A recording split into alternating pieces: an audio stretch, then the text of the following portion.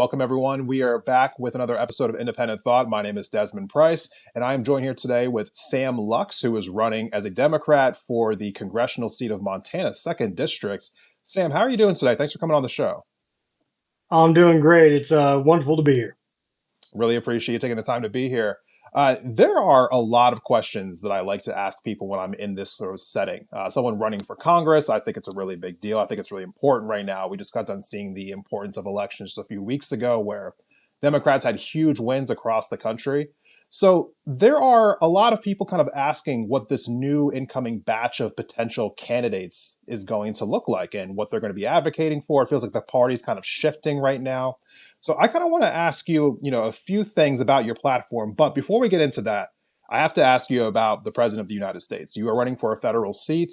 I think it's important to kind of get a feel for what kind of congressperson you would be if you got into office. So what are your feelings on our President of the United States, Donald Trump? Put bluntly, I think that he's getting dangerously close towards taking America down a fascist route that we will not come back from. I think that he has been blatantly playing with the lives and security of the American people. Yeah. And as a congressman, I will do absolutely everything in my power not to impede him on the principle of just who he is, but impede him on anything that infringes upon the ability for the American people to be able to prosper and take care of themselves. Now, you are running in a deep red district over in Montana's 2nd Congressional District, the Eastern District. Republicans win over there pretty easily. To run as a Democrat who is openly, I guess, challenging Donald Trump, do you think that that is a smart idea, or do you think that people would be more receptive to it? Like, what's the vibe out there when you're talking to people on the 2nd District? So, especially given my job, I have the opportunity. I actually get to talk to a lot more Republicans than I do Democrats every single day. I talk to folks all over the state all day long, and I think that, let me put it like this: I don't think that MTO2 is nearly as red as what people have been led to believe. I Okay. think that at the end of the day, the districts, especially out here, they have been left to fend for themselves. And you got folks out here that they don't care about the more esoteric issues. They don't care about any of the gender politics. They don't care about any of the larger social esoteric issues. What they care about is, and I always call it the kitchen table issues, how they're going to be able to feed their kids tomorrow, how they're going to be able to pay their mortgage, how they're going to be able to keep the lights on. And the problem is that what we've seen in the past is that the Republicans, they'll give them this pie in the sky idea of what that could be that truthfully isn't realistic. But then you'll have the Democrats who simply won't address those issues at all.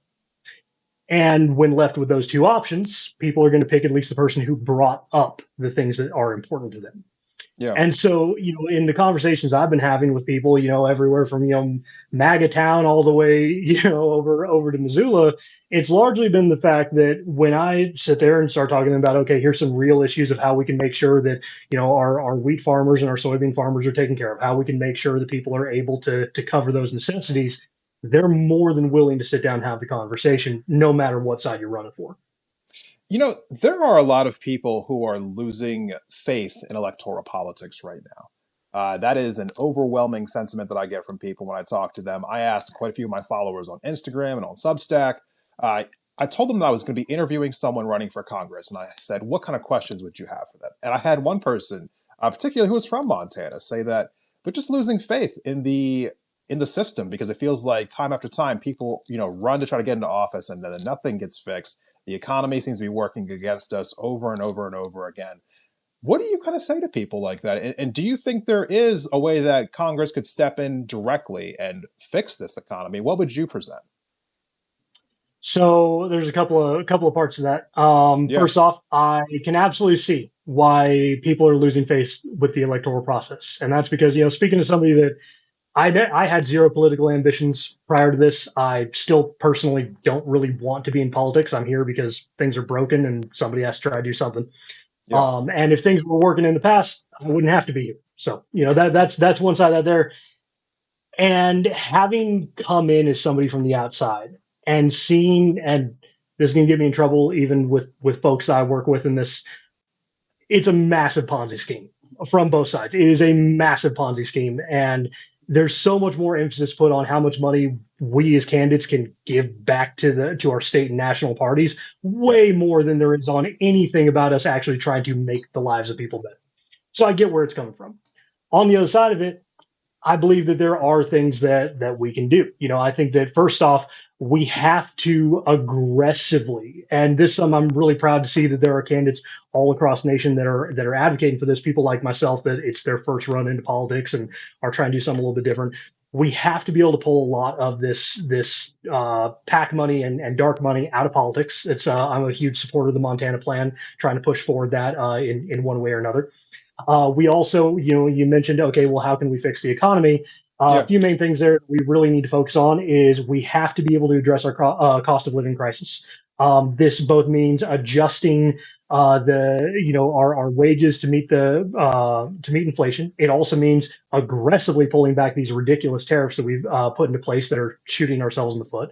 And more than anything, and I'm a huge believer of this, is we have to start looking at the corporate subsidies that we are currently paying out and how some of them truly don't make sense.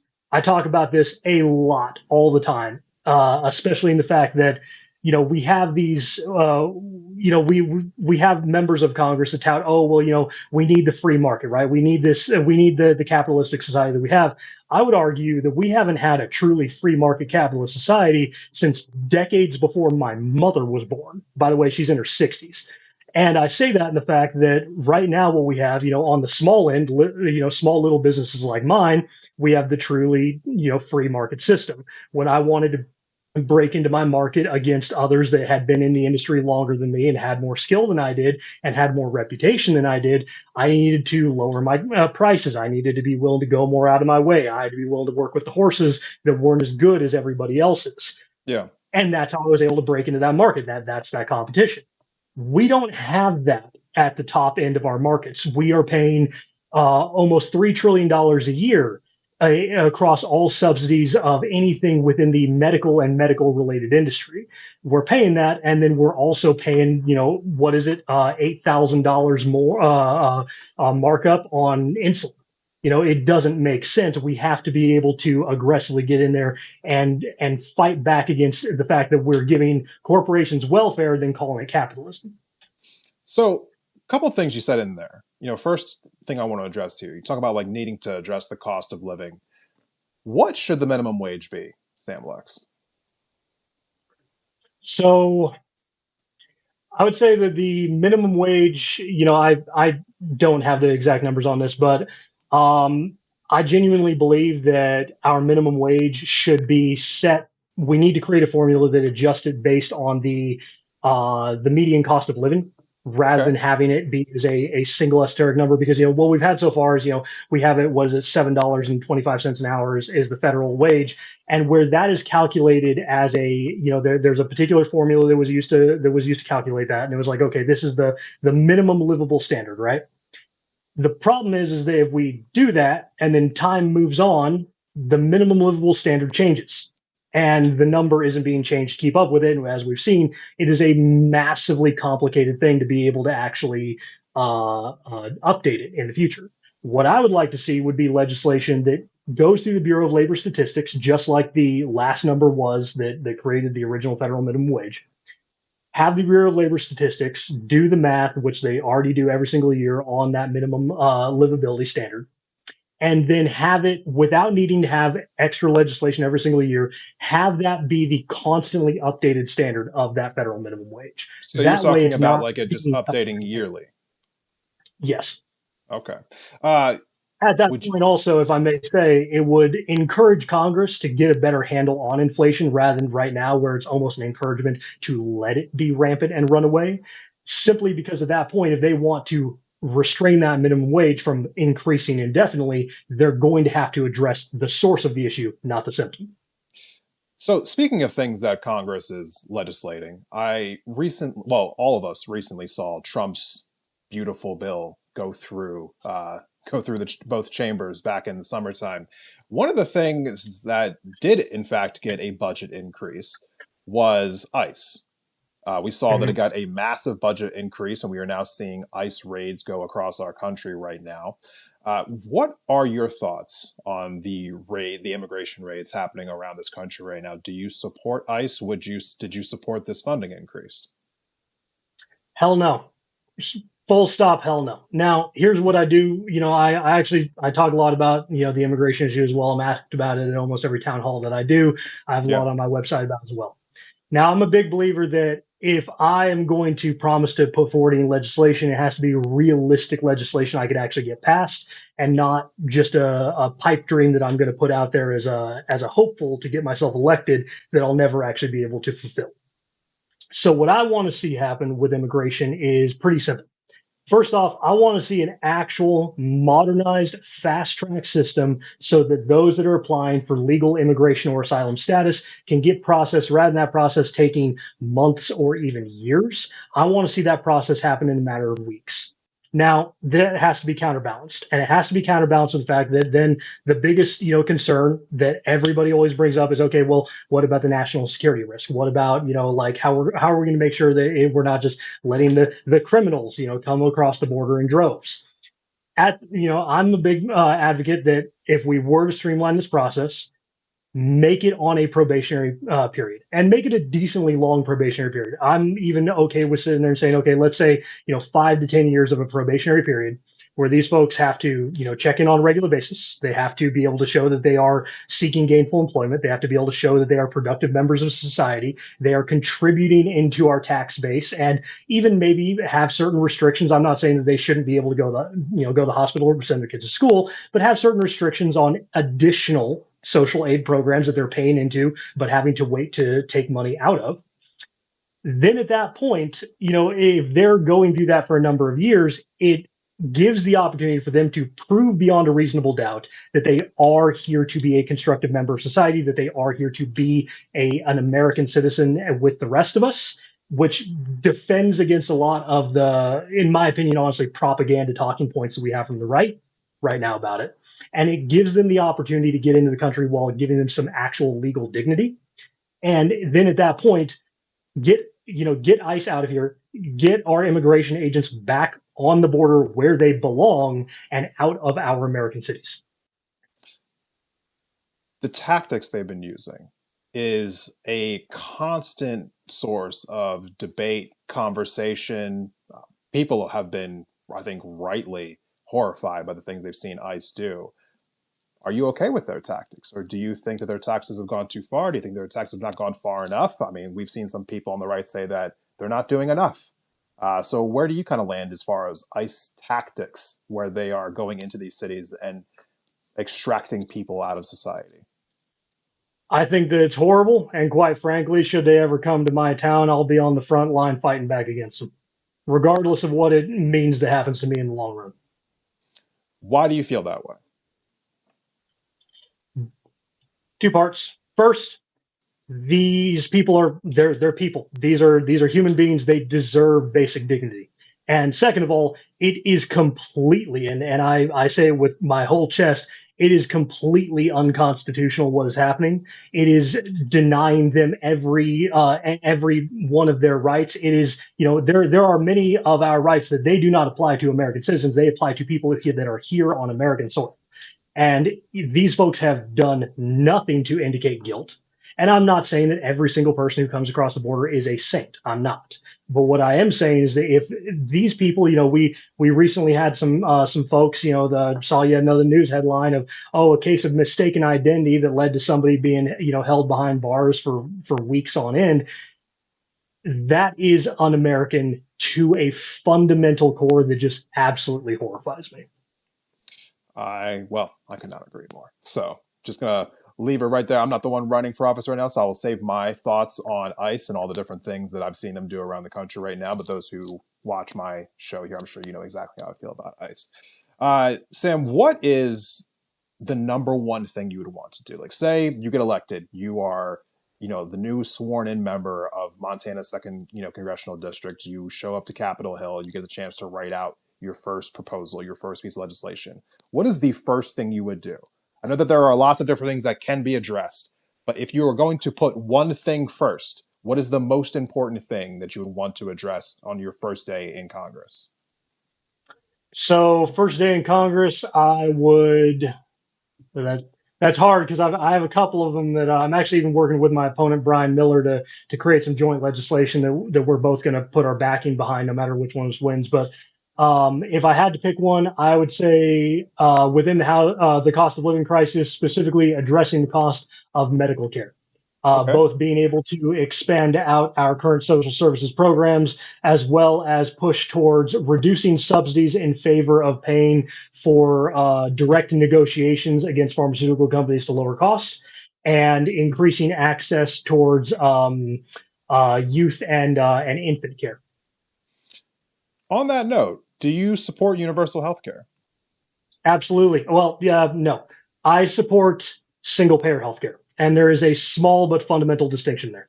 What is the Um, difference there? So universal healthcare is it's the big buzzword, right? But it universal healthcare is a blanket term that can cover multiple different forms of government forward payment programs for actual healthcare.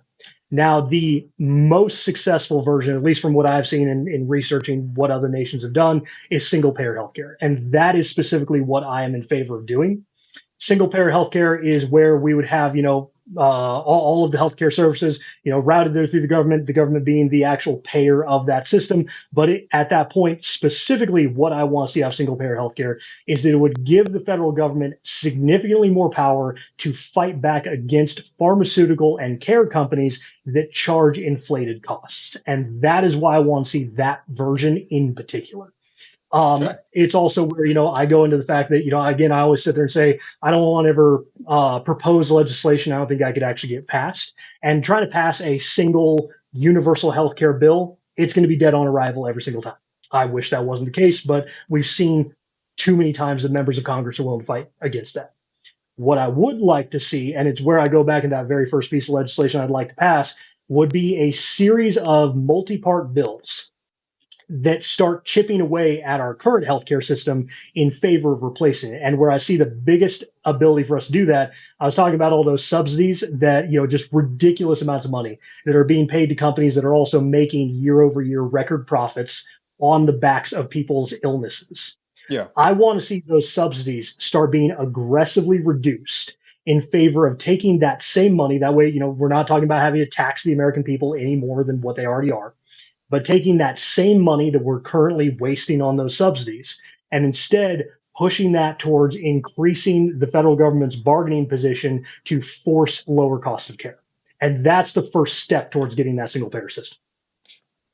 I want to transition a little bit to things that are happening outside of our country.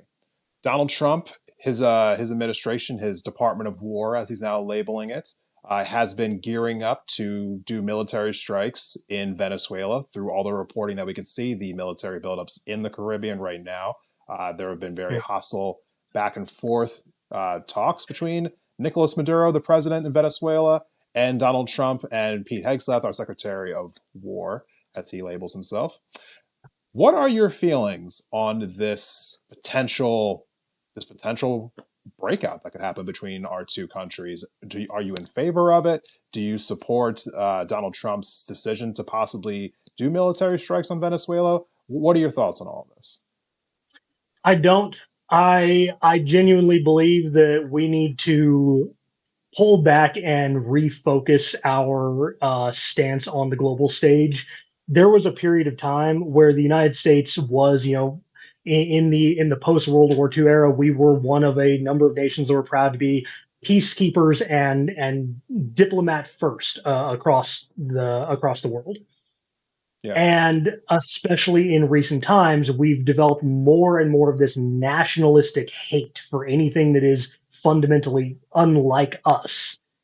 And we have to pull back from that. Otherwise, we're going to end up wasting lives, both our own and those of folks like down in Venezuela. We're going to be wasting a massive amount of resources. We have a government that sits here and currently talks endlessly about having to reduce waste, but how much is that military strike actually going to cost, and what is the net benefit going to be for the American people? And we have to refocus and try to get back to that diplomat first approach.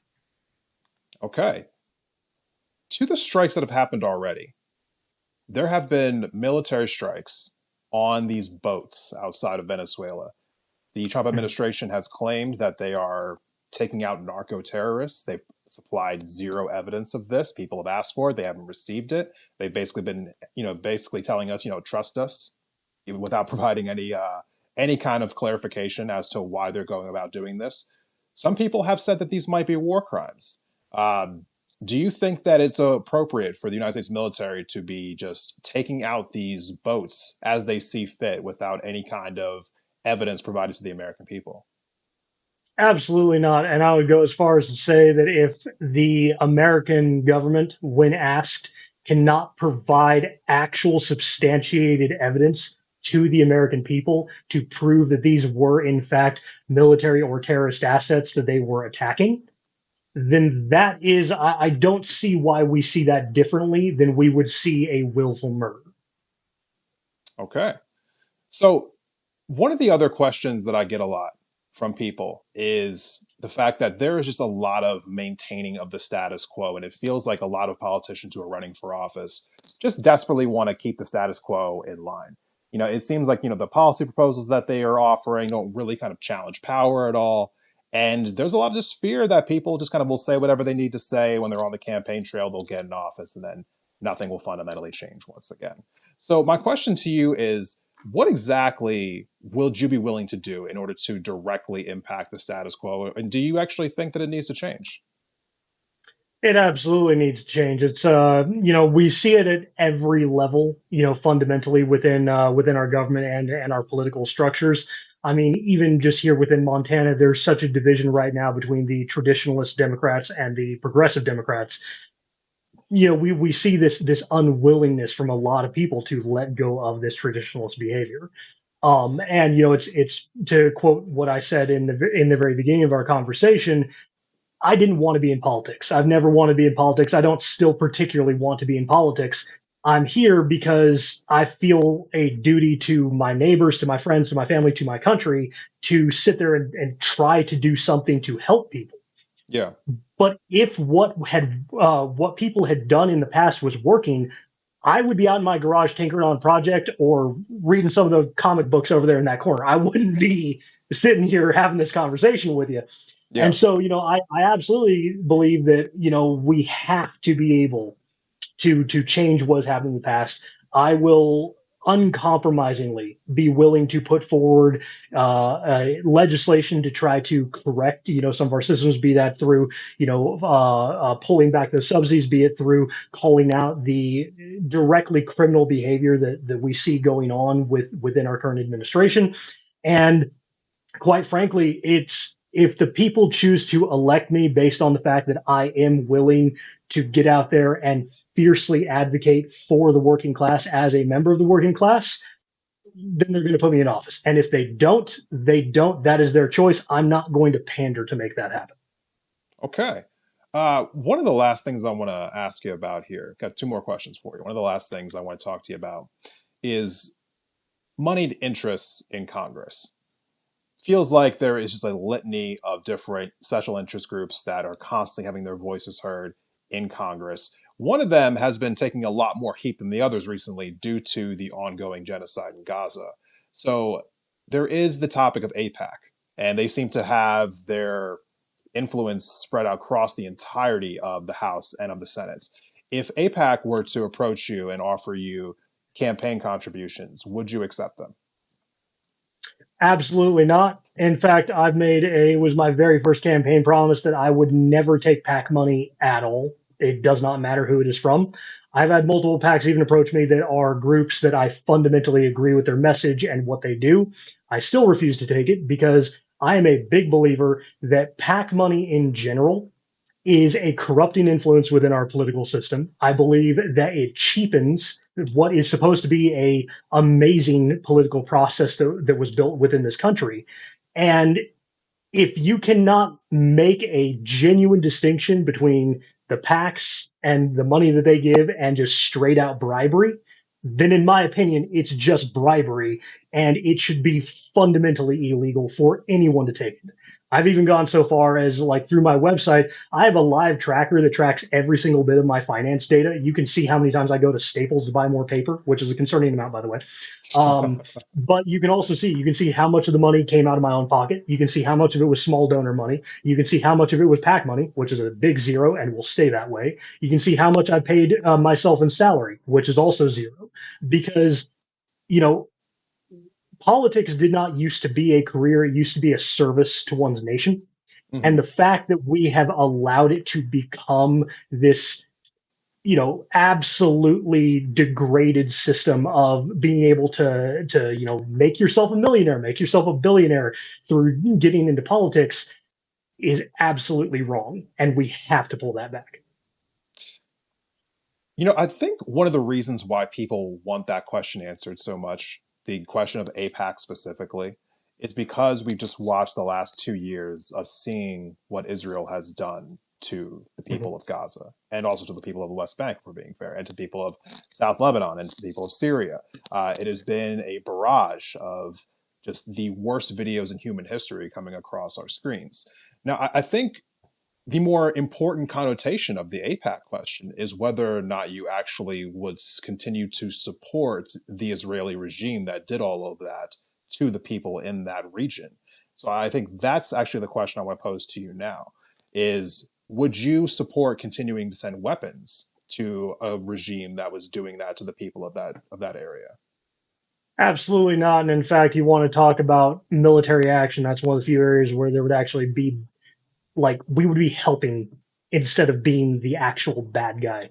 We need to, if we feel such a need to intervene, then we should be intervening for the human beings starving in the streets, not for the one sitting in a palace.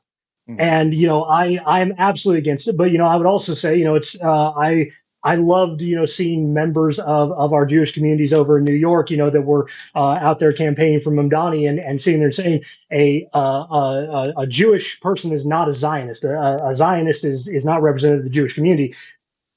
I am fully in support of our Jewish communities, but I absolutely find the Zionist regime that is currently running Israel, it is fundamentally evil. Okay. One of the last thing I wanted to talk to you about here.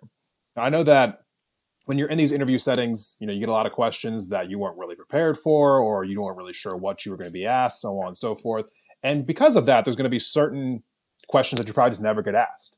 So I kind of wanted to have this be a little bit more open ended here at the end. What is a topic that you don't really get asked about that often that you wish you had more of an opportunity to talk about? So that would be um, the role that I see our rural districts playing in 2026 and beyond when it Yeah. comes to the further development of the political national stage. Okay. Tell me more about it.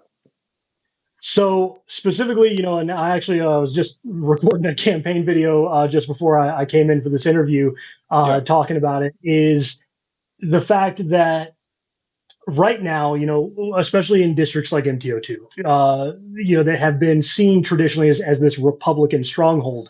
These are districts that the Democratic Party has written off as unwinnable, and quite frankly, campaigns like mine and even my opponent Brian Miller, we have been pretty much cut off from any and all resources that would normally be extended by our party to be able to Yeah. actually even help the district because they see as oh well there's no point right we're just going to be wasting resources if we put them into a district like that.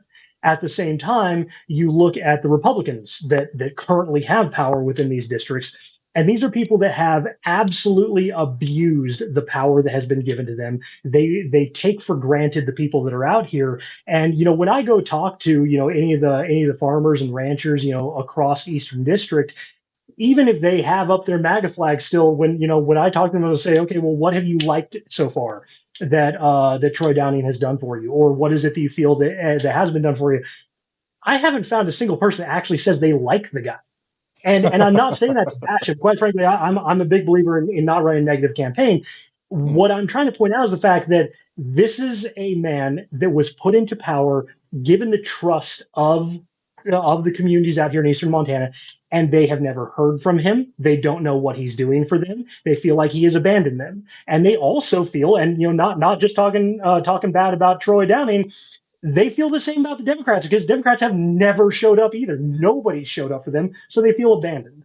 Right. And so I feel like if we can change that narrative, if we can actually force both parties, and I think it needs to be both parties because we don't we don't want to have it be this monotheistic side on either side. We need to have the whole point of American politics. Everybody sits down at the table, they argue like cats and dogs, and then we come up with a hopefully a compromise that benefits the largest number of people. Yeah. We need both parties to start actually fighting for middle America again, because right now what we have is we have the coastlines that know that the folks are going to vote Democrat, and they don't really try. Then we have folks in the Midwest that we know they're going to vote Republican, so nobody tries. What I'm hoping to do, and what I'm actually going out to DC here in just a couple of days to try to bring some support back to Montana for, is I think that there's a really big opportunity here, because if we could flip a district like MTO2, because I am out there every day talking to folks, I'm out there, I'm one of the folks out here, I'm not trying to live separately from the people that I'm hoping to represent. If Yeah. we can flip a district like that by showing that kind of care, it's going to force a fundamental change in the strategy of the entire national politics, because it's going to make it so that both parties have to start actually looking at these districts they take for granted and putting resources into them, which is good, because if resources are going into them, it means the people are getting seen and they're getting represented. Okay. Well, Sam, I really do appreciate you coming on today. I really do appreciate you taking the time to answer all of my questions. For those Thank who you. want to follow along with your campaign online, where can they find you at? So I'm pretty much everywhere. I have a website at luxformontana.com. We also are just getting ready to launch out with between me and a bunch of other candidates. We're about to launch out a coalition effort that's going to have a lot more on there. That's going to be redneckcoalition.com. I'm also on Facebook, Instagram, TikTok, YouTube. As of today on Substack, I do have an X account, but it just links over to my Blue Sky account because I don't like X. And on every single one of those platforms, the handle is lux4montana.com, spelled out. All right, everyone. We will have, for those watching the playback later on, we will be having those links in the episode description, so you'll be able to drop down and see those all right now. Sam, really do appreciate you coming on today. Best of luck to you in this race. Hope to have you back on in the future, and good luck to you out on the trail. I appreciate it. Looking forward to it. All right, everyone. Thank you so much for watching this episode today. We will see you in the next one.